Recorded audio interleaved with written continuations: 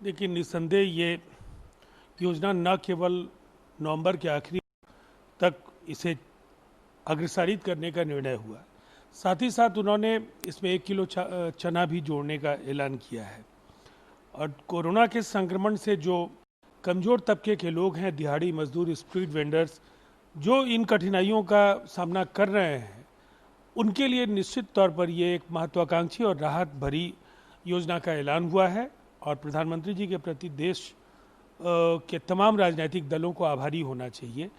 दूसरी तरफ उन्होंने ईमानदारी के साथ टैक्स पेयर्स, किसानों और समाज के तमाम तबकों के प्रति आभार भी प्रकट किया है। टैक्स पेयर्स को लेकर के उन्होंने काफ़ी विनम्रता के साथ कहा कि उन्होंने देश के लिए अगर ईमानदारी से टैक्स पे किया है तो उसका इस्तेमाल कोरोना संकट के दौरान आम लोगों तक जो सुविधाओं को पहुंचाने के लिए किया गया है, उसके लिए उनका उन्होंने अभिनंदन किया।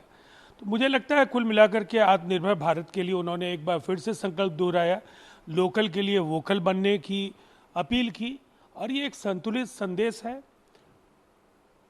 निसंदेह देश को उनके संदेश की प्रतीक्षा थी और इसके अनुरूप आने वाले चुनौतियों का हम सामना करने में सक्षम साबित होंगे। एक बार उन्होंने आर्थिक पैकेज दिया था सारे उद्योग, एमएसएमई और अन्य को, अब फिर से उतने ही लगभग लागत का इन्होंने अनाज योजना को विस्तार दिया। देखिए, जिस तरह से भारत प्रधानमंत्री नरेंद्र मोदी जी के नेतृत्व में कोरोना के संकट के इस दौरान आम लोगों के लिए तत्पर दिखा, एक राजनीतिक नेतृत्व की जो जिम्मेवारियां हैं, देश में सत्ता के शीर्ष पर बैठ करके उन्होंने सेवा का मार्ग चुना।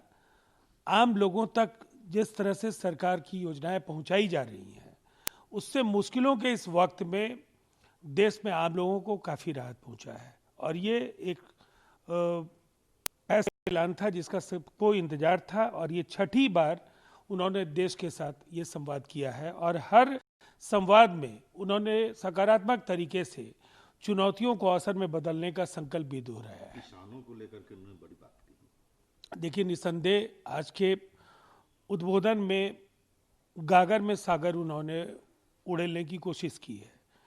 समाज के तमाम तबकों को उन्होंने अपने संबोधन के जरिए जोड़ा, और किसान इस देश की अर्थव्यवस्था की रीढ़ है। जो ऐलान अब तक हुए हैं, जिस तरह से 20 लाख करोड़ के ऐलान हैं, या जो कमजोर तबकों को लेकर के जो कुछ भी उन्होंने बातें कही हैं, एक समन्वित जो दृष्टि है समाज के सर्वांगीण विकास का, वो उनके हर उद्बोधन में देश के सामने आया है।